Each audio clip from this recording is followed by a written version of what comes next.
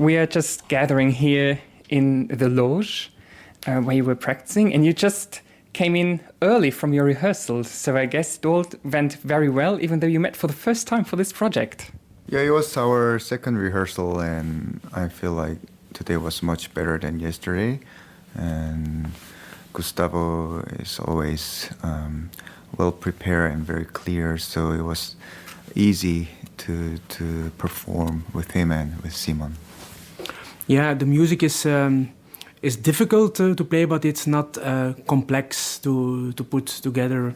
So, and with the expertise of Gustavo and the brilliant pianist Mr. Cho, it's no problem to put that together in a fast time. So you have quite a few hours left now to the concert.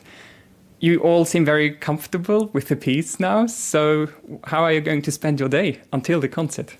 I'm going to have lunch, and then I'll come back maybe 3 hours before the concert, and I'll practice again. Well, I have some administration work to do, so I am going to take care of that. And then my wife is coming to Luxembourg, so we are going to have a walk in the city and eat something together, and try to do as normal as a normal day. Do you have any traditions you want to keep before the concert, like some rituals you always want to do before you actually go on stage, or may it just be to play again a small passage together? I don't have such a thing, to be honest. No, me neither. As a brass player, it's important to warm up so that the muscles are ready to perform, and this is something always comes back. So I'll do that half an hour in advance of the concert, but no further beliefs about a certain routine. So the concert season basically has just started. How did you come into the season? Did you have a break at all over summer, or were you just being thrown into the new season after a very long holiday? I had a break, like 2 weeks off in summer. So yeah, but as a pianist, I believe that we need to practice almost every day, at least like 1 hour. So I just stayed at home and prepare for the new repertoire and next season. Yeah, we went on tour with the orchestra until the beginning of August. So that was quite a heavy tour. And then I took the weeks after holiday and started preparing slowly for the concert today. But this is actually the start of the season for me. So let's talk about the concerto you're going to play together a little bit, because very often it's referred to as Shostakovich Piano Concerto number 1, and then there's also a solo trumpet. So how do you two see the role of the trumpet here? Well, I think it's mainly a piano concerto. You see, the amount of minutes or the amount of notes the trumpet plays, it's really a piano concerto. There is the story that the composer wanted to write a trumpet concerto, but somehow it didn't work out. So it ended up being a piano concerto, and I still feel that the role of the piano is not the main soloist. It's more a commenting role on what is happening, a bit satirical, a bit sarcastic, sometimes humoristic. So it's more a commenting role. Yes, but it is really a special setup for the piano concerto, and it is always fun to play this concerto as I feel like I'm doing chamber music with the trumpet player and with the string orchestra. And I like this piece because every movements have different aspect. Like the last movement is very powerful and has a sarcastic humor, but the second movement is very melancholic and also very painful. So it has so many different sides and aspects. So if you just mentioned chamber music, did you actually have the chance to rehearse just the two of you together before you actually had a rehearsal with the orchestra? We just discussed about the tempo right before the rehearsal, so yeah. Without playing a note? Yes, indeed, yeah. And as you just mentioned, Shostakovich initially wanted to write a trumpet concerto, and he was daunted by the technical aspects of the instrument.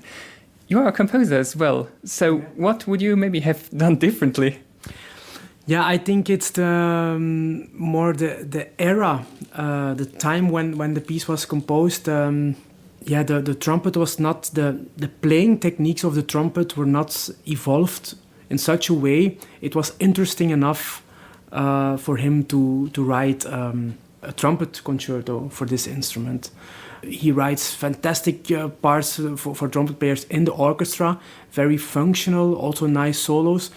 But you feel it was not the time yet to write a trumpet concerto in the specific style of Shostakovich. Are there any specific moments in the concerto where you think, there might have been a different solution for it?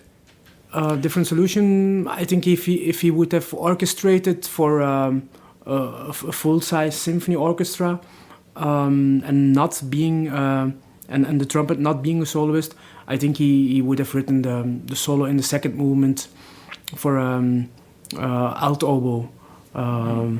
Is the specific instrument for him, the melancholic sound. Of course, the more instruments the composer has, the more colors he can use. But I think it's perfect the way it is. Seong-Jin Cho, you are actually opening the seasons of 3 different orchestras, so with the Luxembourg Philharmonic, with the Berlin Philharmonic, and with the Philadelphia Philharmonic. In Berlin, you're actually the artist in residence with the orchestra this year, and you're going to perform the same concerto 3 times in a row there. As pianists don't play that often with brass. Is there any specific phrasing that's probably different with brass players than, for instance, with string players? Are there different focuses? I believe that if the tempo is too slow for the brass player and also for the piano player, it's a little bit difficult to sustain the sound because of the breath issue, and we cannot sustain the sound like a violinist. So in the second movement, it is still in 3, so I believe that it's like a slow waltz. So you just pay attention so the brass player doesn't turn blue while playing. Yes, I think I should be careful. Very very specific. The melody in the beginning of the second movement is the same melody as the melody the trumpet plays a few minutes later. But the strings, they can continue the phrase without breathing. And unfortunately, a wind instrument player has to breathe. So it's a pity we can't make those extremely long phrases with tension. We have to interrupt it with the breathing. But that's, it is the way it is. So. As I mentioned, there's not much repertoire for brass and piano. So how do you agree on an encore? I don't know. Do you want to play something? We didn't plan to play an encore, so we didn't make arrangements about that. No. Okay, and you are arranging a lot, so you don't have, by any chance, an arrangement for trumpet and piano? I was thinking about it during the holiday. Maybe we could do something nice together, but holiday is also a holiday, and then beginning of the season, it was a bit short term to get it done. Maybe you could suggest a music to us that you are going to play now after our talk until the second part of the concert will start. Do you have any suggestion of some music that would really suit into the program of tonight with the motto, colors and contrasts? Yeah, there are a few options. There are a lot of quotes in the